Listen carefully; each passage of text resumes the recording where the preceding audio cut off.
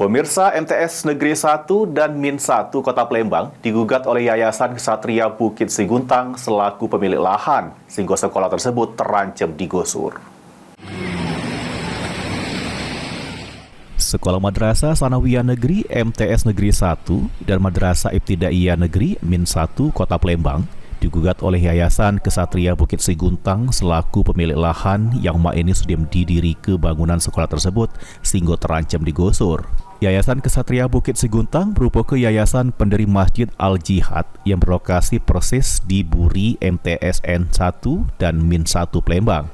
Kuasa hukum Yayasan Ksatria Bukit Siguntang, Daud Dahlan mengungkapkan, tanah Yayasan Ksatria Bukit Siguntang ini dipinjam pakai oleh Kementerian Agama yang pada waktu itu di tahun 1973. Sehingga pihaknya ini nak ngambil alih lagi lahan tersebut yang rencananya bakal dibangun sekolah tapis. Kita dari surat permohonan mereka tahun 1973, kurang lebih 50 tahun. Ya, 50 tahun sudah minjam tanah ini. Dia bukan secara hukum ya, dia cuma di bawah tangan penjempakannya. Selama pinjam tangan ini nggak ada nih ya, feedback atau tidak ada sama sekali. Malah dia merasa menguasai tanah ini. Kita tidak dihormati gitu. Dia tidak rasa ada hormat dengan yayasan gitu. Mestinya apa keluluan apa nggak ada sama sekali. Itu yang kita agak.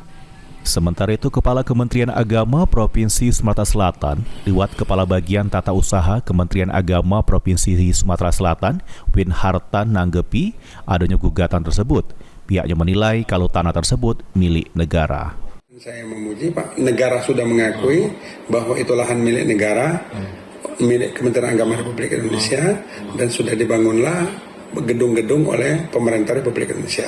Jadi nanggapin gugatannya gimana Pak? Jadi yang jelas pokoknya tanah itu tanah negara Kesatuan Republik Indonesia Pak. Tanah NKRI diperuntukkan untuk pendidikan yaitu madrasah, dan kemudian lagi kita kembangkan dari Min ke MTS, dan kemudian lagi sekarang sudah berdiri, sudah eksis Min 1 dan MTS 1 di tanah tersebut.